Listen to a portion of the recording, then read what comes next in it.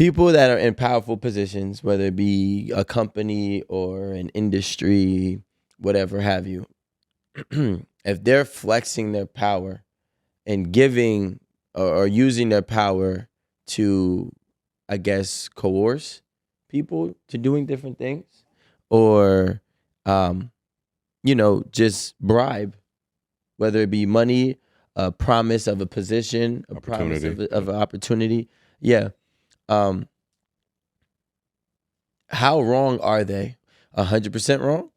Or are they like, hey, listen, if somebody's willing to do it, that person is wrong. They shouldn't be wrong for it. I think this goes back to the whole moral compass and what they're asking you to do.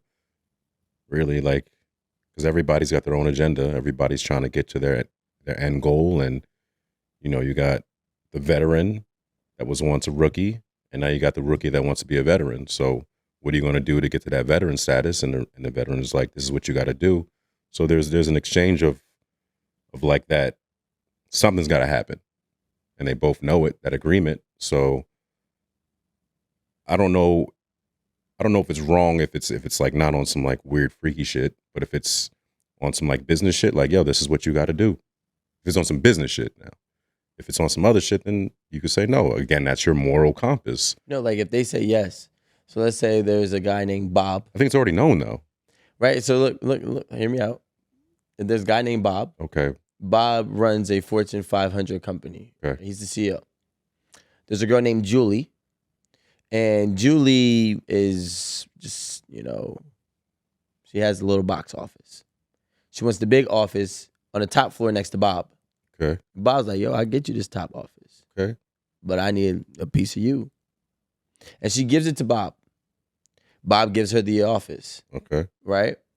And Bob says, listen, as long as you give me you have this office. Okay. And she decides to pull the plug on Bob and say, let's just say 1 year from down the line, I'm done giving you a piece of me. Okay. And he says, all right, you're fired. Is Bob wrong? Yes. Okay, why? Because it shouldn't have. Talking about a piece for some sex. You talking about Yes, that piece? talking Okay. about sex. Like she agreed to have sex. It was 100% consensual. She was having sex to secure her position. Mm-hmm. And he told her, in order to keep your position, we got to continue to have sex. Not like every day like a slave, but we got to continue to be intimate. Yeah. And then she pulls the plug on the sex, so he pulls the plug on the opportunity. Was it not a fair exchange the entire time and a fair understanding? I think that's for her to decide because she gave it up. Like that was her contract. Now, if she really wanted to keep that office, she would have had recordings and other stuff, some blackmail. That's fucked up. I'm not saying it's right or wrong. I'm saying if she wanted to keep it, if she was going to play chess, Not Connect Four. not Connect Four for the long term, then yeah, she would have got the information. But is it okay? So I guess what I'm really trying to get onto, or You're trying to walk me into saying she was wrong and she shouldn't give it up. No, I'm not walking. I just want to know your opinion. Is the person in that position, given that scenario, who's utilizing their power and then having somebody consent to actually playing that game to obtain power, is that person wrong? Like, are they wrong for using their power in that regard? Mm, In your opinion? in that regard, if you're exchanging sex for an office or sex for anything, for property like that, then yes. But if she's saying, hey, I'll do these 4 or 5 projects that nobody else wants to do to show you I can do something, and then like he sees that and he rewards her for that, then yes. But like if it's just a sexual exchange, then yes, he's wrong.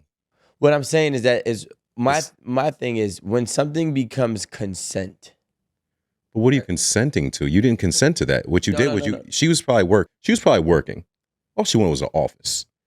He said, listen, I want a piece of that office to get this office. And you say, okay. That, not only that, but What? then from that point on, she knows. Stop throwing these words out loosely. She knows that like she could work her ass off. She ain't getting that. He's already put the terms. So it don't matter how much work she does. He's already said this is what it is. But what I want to say is we sit here and we act like gatekeepers don't exist. And as much as we hate it, it's something that has always been and will always be. Now, some people have to do different things to get past that gate. Some people could just bust their ass. Some people could be an average worker, but that person who is actually in front of the gate just genuinely likes them. And they're providing opportunity because they like them, right? Some people will say, hey, well, look, I'm about to slow walk the person that's gatekeeping into the art of, and utilize the art of seduction, and then potentially even use blackmail to get past them. Some were gonna say, hey, you know what? I know in order to get to the next spot, I gotta sleep with this person who's blocking the gate. And they're gonna do it. So my thing is, if somebody is willing to do something, consent, right? With consent, the person that's blocking the gate, I don't think there's anyone wrong there. I think that that's just the game. I'm saying reality. I've never, ever,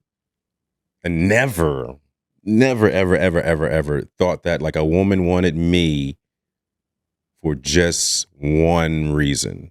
Like there was always something behind it. And that's just me.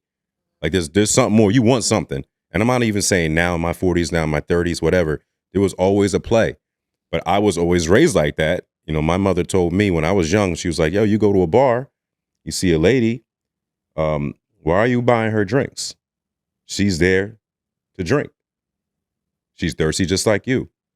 The minute you come out as like the person that can provide that, that's where you start at. So if you always keep your head on a swivel for that, then I don't really think, I feel like if you set yourself up for the disappointment early, you ain't gonna be disappointed. At some point in time, you it's not that you're waiting for the other shoe to drop, but you just know certain things are going to disappoint you.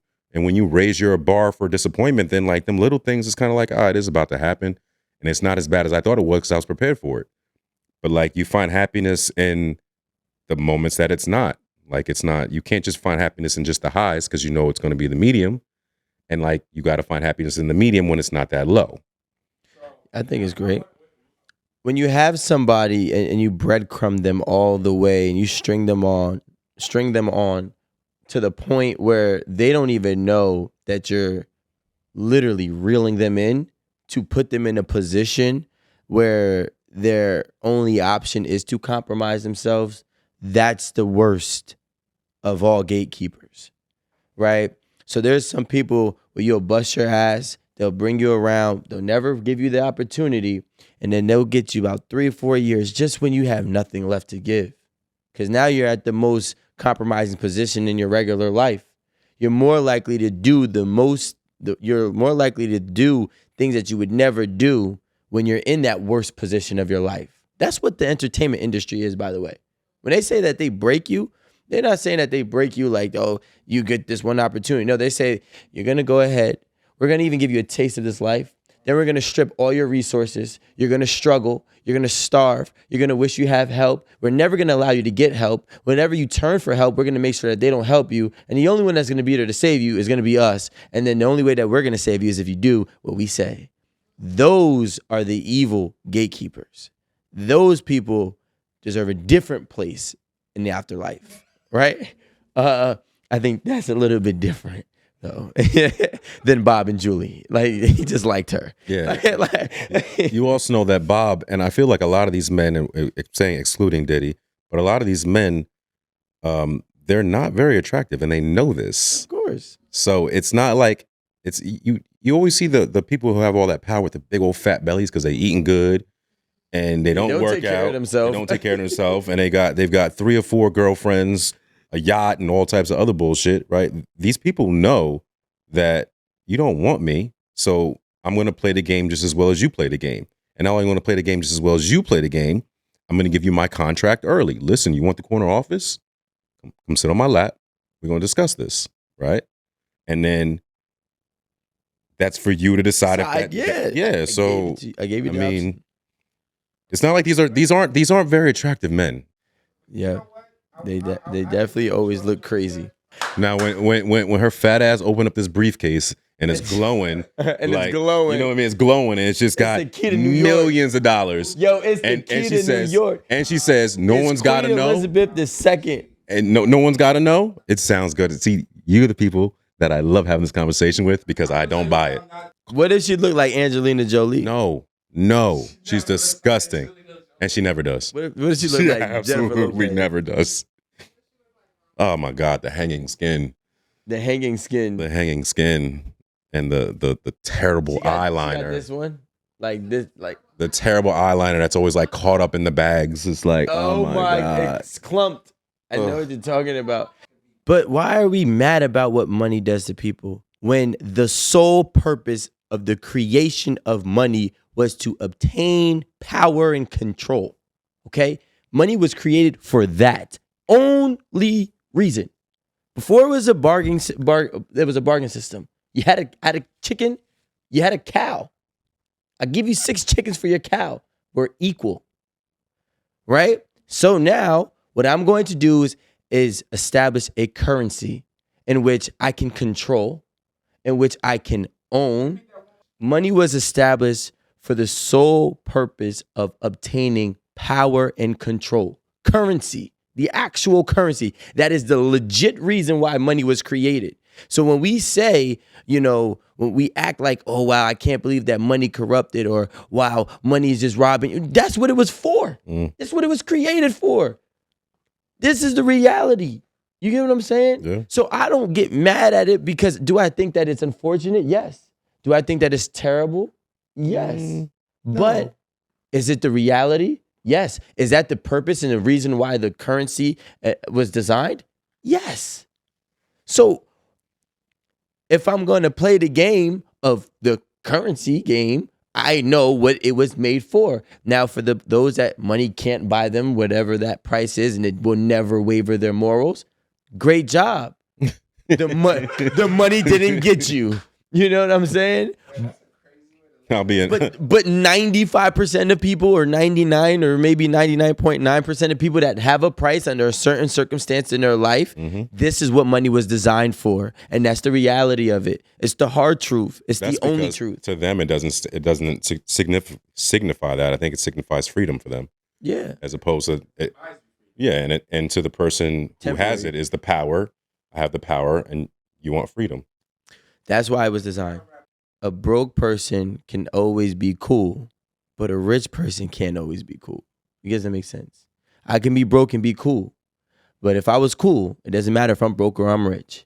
If you're rich and you're a lame, it doesn't matter how rich you are. You'll always be a lame. You often find themselves, or you'll often see them trying to buy cool brownie points, and they can't do it. It just looks awkward. Okay, Rico and I were just discussing money, currency, moral compasses, price, gatekeepers, and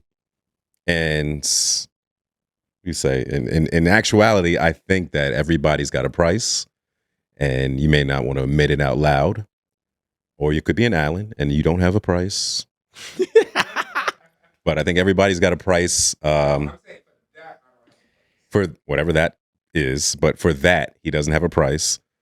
But yeah, this was just an episode of me and Rico just talking about price. And let's end on a number.